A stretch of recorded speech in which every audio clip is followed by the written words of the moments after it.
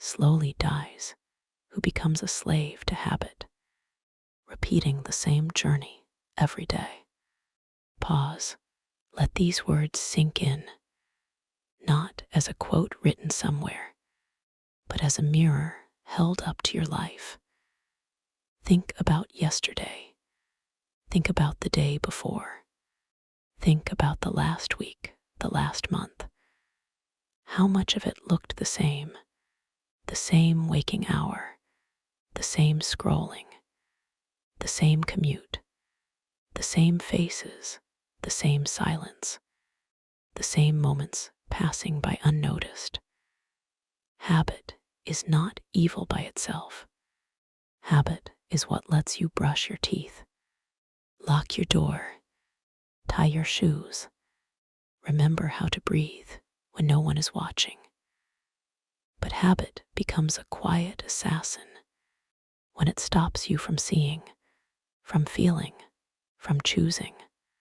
Slowly dies, not in an explosion, not in a tragedy, but in the dull echo of repetition. It's the death of the spark, the slow suffocation of curiosity, the fading of colors until all you see is gray. Pause. I want you to imagine a bird, caged. The cage is clean. The bird is fed. It is safe, and every day it sings the same song at the same hour. It hops from one bar of the cage to the other. It knows where the water dish is, where the food will appear. It is alive, but it does not fly. It will never taste the sky. That is what habit without awareness does to us. We live, but we do not fly. When you wake up in the morning, what is the first thing you reach for? The phone glowing beside your bed. The same breakfast, the same coffee, the same half-awake shuffle through the same rooms. There is comfort there, a ritual. But if comfort becomes the only rhythm of your life, you forget how to dance. You forget the unknown. You forget the trembling in your chest. That comes from trying something new. You forget how your eyes widen when you stand at the edge of something unfamiliar, and the future feels like a storm waiting to be sailed into. We are not meant to live only in repetition. We are meant to grow, to expand, to let the pulse of change scare us, and still step forward anyway. Listen closely. The death spoken of here is not physical death. It is the death of possibility, the death of wonder, the death of all the lives you could have lived, all the loves you could have felt, all the songs you could have sung, because you repeated yesterday without questioning tomorrow. It is a quiet death, and most people never even notice that they are carrying it inside. Pause. Let me ask you something. When was the last time you did something for the very first time? Not something extreme, not jumping from an airplane, or climbing a mountain, or chasing adrenaline for its own sake. I mean something simple, a new recipe, a new path home, a conversation with someone you usually pass by in silence, a book that's been sitting unopened, a letter written by hand, a moment where you said, "Today, I will not repeat the same." When was that? If you struggle to remember, then perhaps you are living the poem already, slowly dying, without wounds, without noise, without anyone around you noticing. But inside, the flame is smaller, the air is thinner, The spirit aches. I know why it happens. Habit is easy. Routine is safe. We are busy. We are tired. We tell ourselves, I will change tomorrow. But tomorrow never comes, because tomorrow is always disguised as today, and today feels the same as yesterday.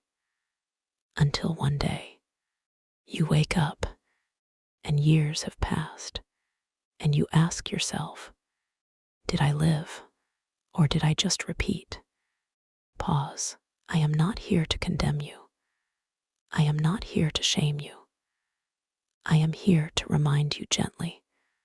Life is shorter than you think, and longer than you fear. It is short enough that every wasted day matters. It is long enough that you can choose to change. Even now, there is still time, always time, until the final breath. There is always the chance to live differently. Let us breathe. Close your eyes if you can. Inhale, feel the air. Exhale, feel the release. Inside that small act is proof that change is possible. Every breath is new. No two are ever identical. Yet we forget this, thinking life is only repetition. Life is alive. It pulses. It moves. It invites you to move with it. The opposite of dying slowly is not living recklessly. It is living consciously. It is remembering that today is not guaranteed, so you must taste it. It is standing in the sunlight and realizing, this moment is mine. It is asking yourself, what have I not yet dared? What road have I not yet walked? What dream have I put aside, thinking I would return later? It is choosing to step toward those questions, even in small ways. Let me tell you a story. There was once a man who worked in the same shop every day. He sold the same goods, spoke the same greetings, took the same road home. Every evening, he sat by the same window, ate the same meal, went to bed at the same hour. One day, a traveler entered his shop and asked for directions. The man had lived in the same town all his life, yet he struggled to describe a path beyond his own street. He realized he had never explored it.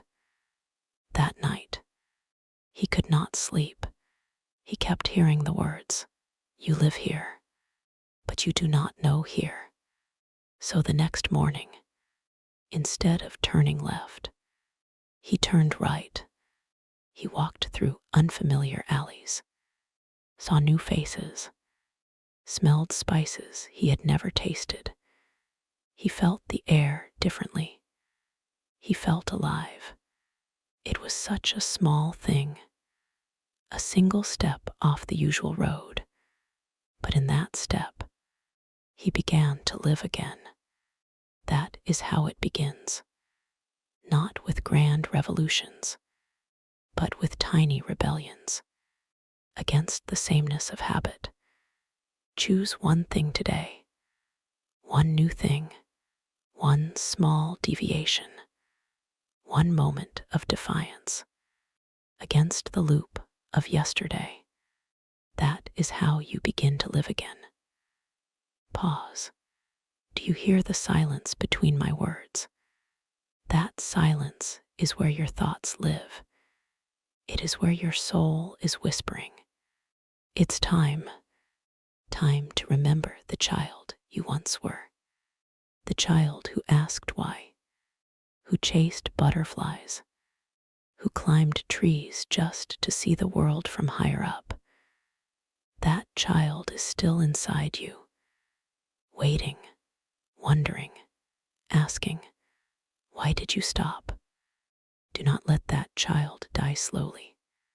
There is a rhythm to life that is more than alarm clocks and deadlines.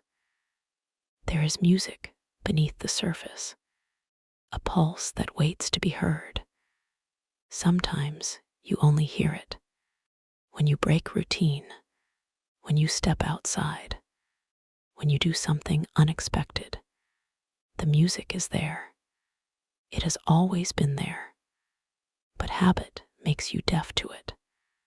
Slowly dies who becomes a slave to habit, but slowly lives who dares to awaken, slowly lives who chooses awareness, slowly lives who understands that time is precious and refuses to waste it in endless repetition. I know you are afraid. Everyone is. Change is terrifying. Even the smallest change feels like standing at the edge of a cliff. But I promise you, on the other side of that fear is freedom, is color, is air so fresh you feel it inside your bones. The fear is a doorway, and if you walk through it, you will find yourself. Pause. So let me leave you with this. Tomorrow morning, when you wake, choose one thing different. It does not matter how small. Take a new road. Say hello to someone you've never spoken to. Try a fruit you've never tasted. Sit in silence instead of reaching for your phone. Write down a thought you've never shared. Anything. Because that is how life begins again. Not all at once. Not in a dramatic explosion, but in gentle sparks that grow into flames. If you keep choosing those sparks, habit will no longer be your prison. Habit will become your tool, a servant, not a master, and you will live, not slowly die. Listen one last time. Slowly dies who becomes a slave to habit, repeating the same journey every day. But slowly lives who dares to break it, who chooses to feel, to see, to love, to dream, to risk, to taste, to live so live. Please live.